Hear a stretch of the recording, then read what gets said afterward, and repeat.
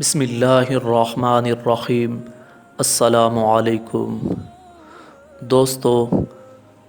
کچھ عرصہ پہلے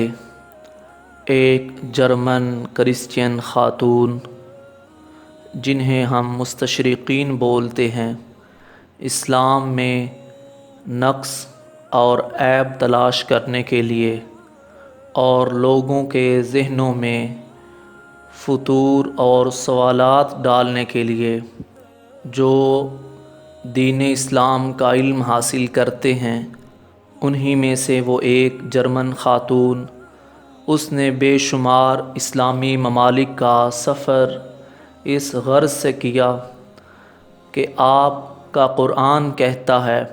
وَلَا رَطْبٍ وَلَا يَابِسٍ إِلَّا فِي كِتَابٍ مُبِينٍ، کہ قرآن میں ہر خشکی اور تری کا ذکر موجود ہے۔ تو پھر آپ یہ بتائیں کہ قرآن میں ایٹم بم کا ذکر کس جگہ موجود ہے؟ بے شمار اسلامی ممالک میں جب اسلامی سکالر اسے مطمئن نہ کر سکے تو پھر اس نے ملک پاکستان کا سفر کیا اور 7 روزہ قیام کا اس نے ارادہ کیا، اسی سوال کو لے کر کہ قرآن میں ایٹم بم کا ذکر کس جگہ موجود ہے۔ تو پھر پاکستان میں رہنے والے ایک جید عالم دین نے اسے قرآن میں ایٹم بم کا ذکر دکھایا۔ اس تمام تر معلومات کو جاننے کے لیے ضروری ہے آپ اس ویڈیو کو آخر تک ملاحظہ کریں، اور جنہوں نے ابھی تک ہمارے چینل کو سبسکرائب نہیں کیا وہ چینل کو سبسکرائب کریں اور بیل آئیکن کو پریس کریں تاکہ آپ سب کو تمام ایسی معلوماتی ویڈیو بر وقت موصول ہو سکیں۔ اس واقعے کی تفصیل سے آپ کو آگاہ کرتے ہیں۔ اب 7 روزہ قیام کے دوران اس نے لاہور کو منتخب کیا اور 2 روز مسلسل پاکستان کے علماء اس کے سامنے خاموش تھے۔ تو پاکستان کے صوبہ پنجاب کے شہر گوجرانوالہ سے تعلق رکھنے والے ایک عالم دین تک جب یہ بات پہنچی تو انہوں نے لاہور جانے کا ارادہ کیا، اور تیسرے دن اس جرمن خاتون سے ملاقات کا وقت طے ہوا تو وہ اس کے سامنے بیٹھے اور کہا کہ بے شک قرآن میں ہر خشک اور تر کا بیان موجود ہے۔ آپ کا سوال ہے ایٹم بم کے متعلق، تو میں بتاتا ہوں قرآن میں اس کی ساخت اور ایٹم بم کا اثر کرنا اور حالات حاضرہ کا تمام تر ذکر ایک سورہ کے اندر موجود ہے جو 30ویں پارے کے اندر ہے۔ تو پھر تعجب کا ایک ایسا مقام آیا کہ جب انہوں نے کہا کہ اس خاتون کے سامنے قرآن رکھا جائے، تو جب قرآن اس کے سامنے رکھنے کے لیے کہا گیا تو اس خاتون کا جو جواب تھا وہ انتہائی حیرت انگیز تھا۔ اس نے کہا کہ میں قرآن کو مکمل حفظ کیا ہوا ہے، اگرچہ وہ ایک کرسچین خاتون تھی۔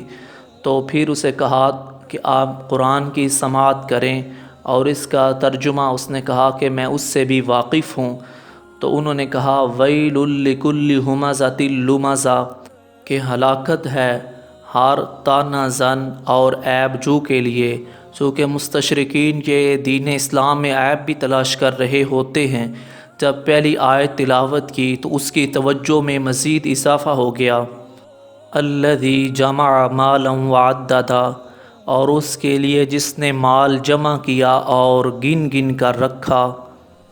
یحسب ان مالہ اخلدا، وہ گمان یہ کرتا ہے کہ یہ مال اس کا ہمیشہ رہے گا۔ اب یہ دنیا کے اس میں حالات بیان کیے جا رہے ہیں کہ طعنہ زن اور عیب جو کے لیے ہلاکت ہے، اور مال گن گن کر جمع کرنے والوں کے لیے، اور دنیا کے لوگ اب یہ گمان کرتے ہیں کہ ساری معاشی طاقتیں کہ یہ مال ان کے پاس ہمیشہ رہے گا۔ کَلَّا لَيُنبَذَنَّ فِي الْحُطَمَةِ، ہرگز نہیں بلکہ وہ چورا چورا کر دینے والی آگ میں پھینک دیے جائیں گے۔ وما ادراک مل حطمہ، اور تم کیا جانو کہ چورا چورا کر دینے والی آگ کون سی آگ ہے؟ نار اللہ الموقدہ، وہ آگ جو اللہ تبارک و تعالی کی طرف سے بھڑکائی گئی ہے۔ چونکہ اب دنیا کی معاشی طاقتیں مال جمع کر رہی ہیں اور وہ سمجھتی ہیں کہ یہ مال ہمیشہ رہے گا، حالانکہ ان کو جلانے کا سبب اور اسباب وہ تیار ہو چکے ہیں۔ اللہ تبارک و تعالی کے حکم، اس کی اجازت اور اس کی منشا اور مرضی سے اب انہوں نے کہا کہ یہ تمام چیزیں آپ جانتی ہیں کہ ایٹم بم میں موجود ہیں، اور اگلی آیات مزید حقیقت کو واضح کر دینے والی ہیں۔ جب انہوں نے کہا کہ اے خاتون، آپ بتائیں کہ ایٹم بم سب سے پہلے انسان کے کس حصے اور جز پر اثر کرتا ہے؟ تو اس نے کہا کہ وہ سب سے پہلے انسان کے دل پر اثر کرتا ہے۔ تو انہوں نے پھر اس آیہ کریمہ کو تلاوت کیا، التی تطلع علی الافئدہ، کہ وہ آگ دلوں پر چڑھنے والی ہے،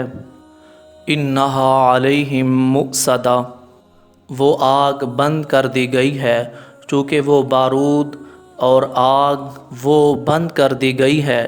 جب اس سے یہ پوچھا گیا تو اس نے اس بات کا بھی اعتراف کیا کہ ایٹم بم کی ساخت اور اس آگ کی تاثیر ایسی ہی ہے۔ تو آخری آیت مزید حقیقت کو آشکارا کر دینے والی ہے، جب انہوں نے کہا فی عمد ممددہ، کہ وہ لمبے لمبے ستونوں میں بند ہے۔ اب اس ایٹم بم کا جو تاثیر ہے